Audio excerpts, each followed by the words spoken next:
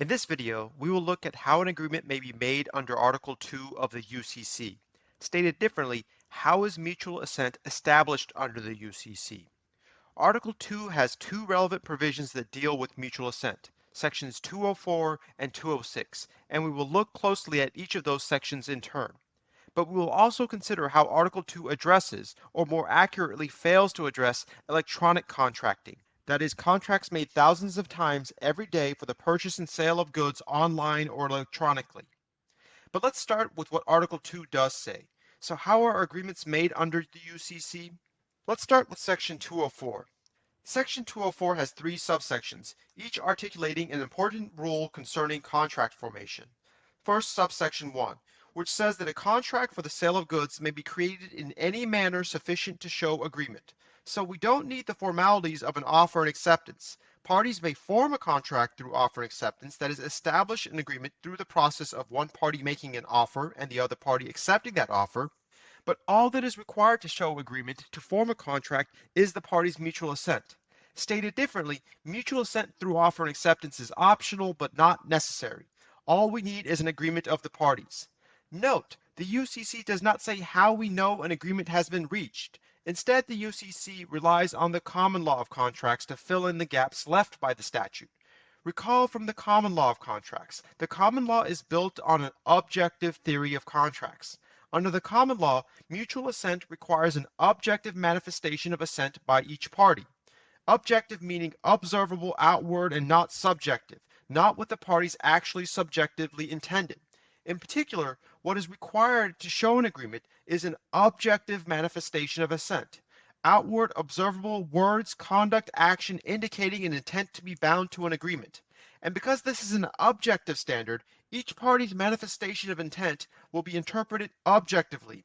How would a reasonable person understand the party's intention based on their outward, objectively observable actions? So the parties' mutual assent to a contract may come through words, that is, through the process of an offer and acceptance, but instead the parties' mutual assent may be manifested by their conduct, objective, outward actions manifesting their intent to be bound to a deal. Second, subsection 2 says that a contract may be made even if the precise moment of agreement between the parties cannot be determined. It would of course be easy to know when mutual assent occurred if the parties formed an agreement through the process of offer and acceptance, where one party, the offeror, objectively manifests her intent to be bound to the terms that she offers upon their acceptance by the offeree, and the offeree in turn accepts those terms by objectively manifesting her assent to those terms offered. In the context of an offer and acceptance, mutual assent is established and agreement is made at the precise moment the offeree accepts the offer made to her. But it can be much more difficult to determine when an agreement was made if the parties formed an agreement through their conduct, rather than through an offer and acceptance. Subsection 2 says that's okay. It does not matter when mutual assent occurred, as long as there's objective evidence to show the parties had an agreement of some type. Finally, subsection 3 says that a lack of an agreement between the parties as to one or more material terms of their contract does not preclude contract formation. This principle represents somewhat of a departure from the common law of contracts. Recall that under the common law, parties must agree on all material terms with reasonable certainty to form a contract. Otherwise, the parties' agreement is legally unenforceable. It's not a contract because the parties' agreement fails for indefiniteness. Recall that the rationale for this common law rule is that where the parties have failed to agree on all the material terms of their contract, then the judicial enforcement of that contract would require a court to fill in the gaps left open by the parties' agreement. And courts are unwilling to fill in the material gaps because courts do not want to write the contract for the parties. Thus, under the common law, for an agreement to create a legally enforceable contract, the parties must have come to an agreement on all material terms with reasonable certainty. Otherwise, their agreement fails for indefiniteness. Subsection 3 goes in the opposite direction. Under subsection 3, so long as the parties intended an agreement, that is, so long as the parties objectively manifested their intent to be bound to some kind of transaction, the UCC can fill the gaps for any terms left open by their agreement. So Section 204 explicitly says a formal offer and acceptance is not required to show mutual assent, but when we do have an agreement formed through offer and acceptance, Section 206 tells us how an offer is to be construed and what constitutes an acceptance of that offer. Like 204, 206 has multiple subsections, each articulating an important rule concerning offer and acceptance. First, subsection 1a, which says that unless otherwise unambiguously indicated, an offer invites acceptance, that is an objective manifestation of assent to the terms offered in any reasonable manner and by any reasonable medium. Note that Section 206 does not define for us what it means by an offer. Instead, it again relies on the common law understanding of what is an offer. Recall that under the common law of contracts, an offer is an objective manifestation of intent on the part of the offeror, the party making the offer, to be bound to the terms of the offer upon its acceptance by the offeree, the party to whom the offer is made.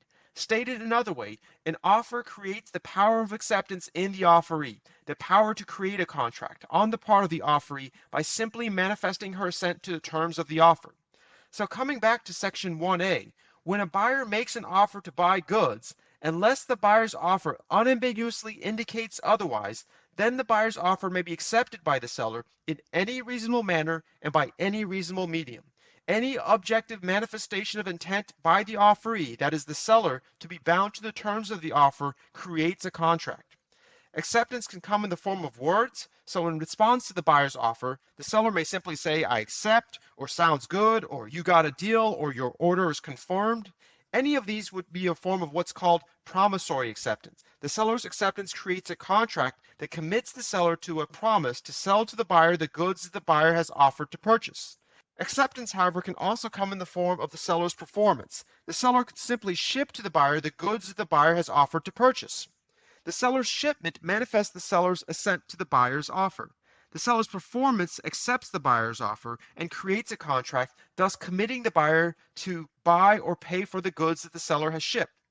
The only limitation on acceptance by performance is found in subsection 2 of 206, which provides that the offeror must be notified by the offeree of the offeree's acceptance within a reasonable period of time.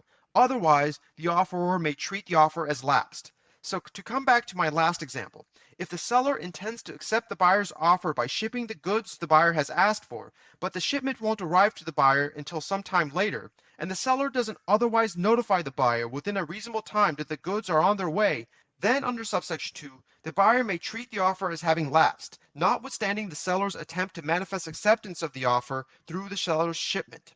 Finally, let's look at subsection 1b, which elaborates on the general principle of acceptance by performance. It provides that where the buyer orders or otherwise offers to buy a prompt shipment of goods from the seller, then the seller's prompt shipment of goods, even before delivery of those goods to the buyer is made, is acceptance of the buyer's offer. Note the statutory language here suggests that the seller's acceptance is effective upon the shipment and not delivery of the goods. Stated differently, the acceptance is effective and mutual assent is established upon the seller's shipment of the goods and not when the goods are actually delivered to or received by the buyer. This is consistent with the common law's mailbox rule, which says that unless the offer specifies otherwise, acceptance is effective upon dispatch, that is shipment by the seller, and not receipt by the offeror, that is delivery to the buyer. But subsection 1b also introduces an additional wrinkle. Unless otherwise unambiguously indicated, the buyer's order or offer to buy goods invites acceptance by the seller's prompt or current shipment of either conforming or non-conforming goods. So even if the seller ships goods that fail to conform to the terms of the buyer's offer, that is goods different than what the buyer had asked for, under subsection 1b, the seller has accepted the buyer's offer. So, for example, imagine a buyer sends an order to a grocery wholesaler for 30 pounds of delicious yellow plums. So the buyer has essentially offered to buy yellow plums from the wholesaler. But when the wholesaler receives the order, it realizes it only has less tasty purple plums in stock, so it ships to the buyer the purple plums instead. Under subsection 1b, the wholesaler has both accepted the buyer's offer, thus creating a contract, and also simultaneously breached its obligation under that contract to provide the buyer with conforming goods, yellow plums. You might reasonably ask, how does shipment of non-conforming goods show an agreement between the buyer and seller? If anything, it manifests the seller's intent to be bound to a different deal, for purple plums rather than yellow. And that's a very reasonable question, but the answer is because that's what Article 2 says, and here the statute governs. Note the result would be different under the common law of contracts. Under the common law, the seller's shipment of non-conforming goods would not be an acceptance, because it is not a manifestation of intent by the seller to the terms of the buyer's offer. Instead, it is a manifestation of intent by the seller to be bound to different terms. Stated differently, it would be construed as a counteroffer for purple plums. But in contracts for the sale of goods, the statute, Article 2, provides for a different rule. Specifically, Article 2 says that if the seller wants to make a counteroffer, then the seller must make its intent to counteroffer more explicit. In particular, the last clause of subsection 1b says that the seller does not accept the buyer's offer with a shipment of non-conforming goods if the seller notifies the buyer that the non-conforming goods are being offered only as an accommodation to the buyer.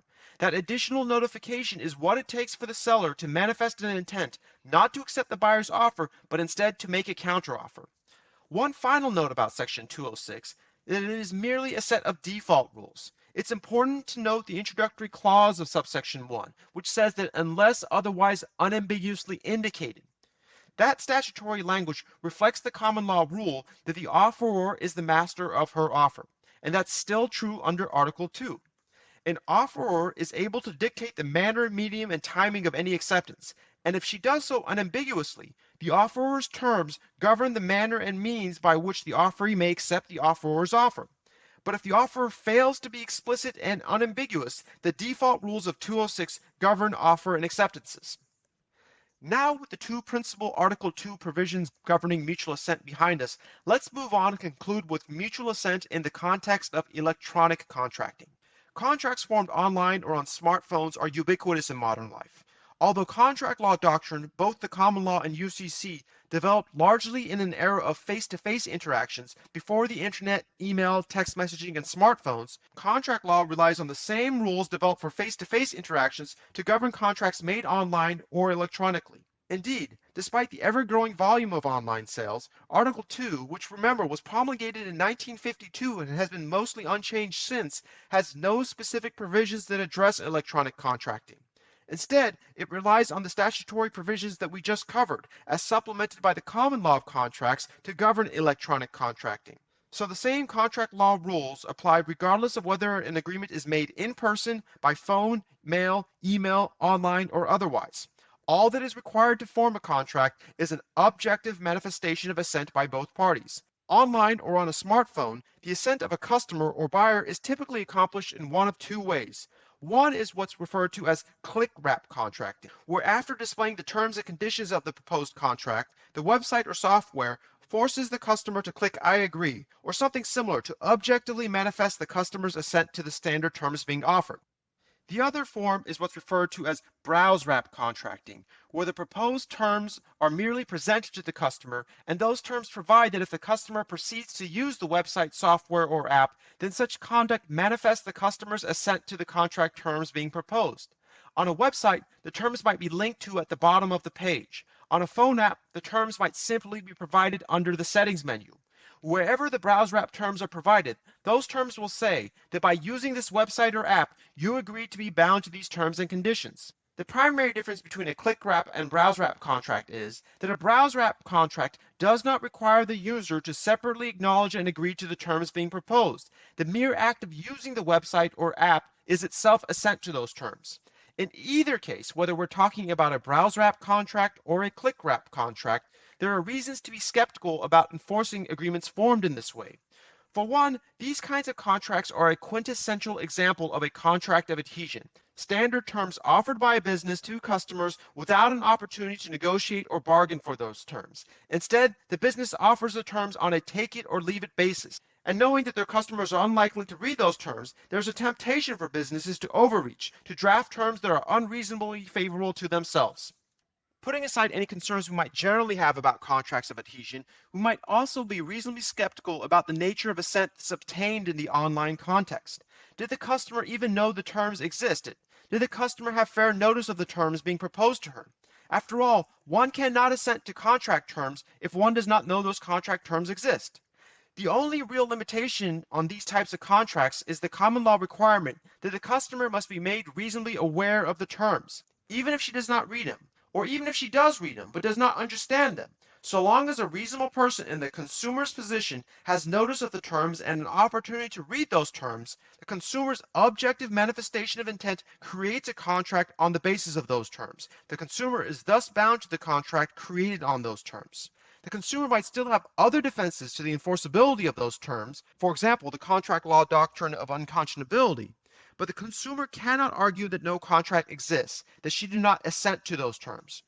So in this video, we examined how Article 2 addresses mutual assent and the process of offer and acceptance.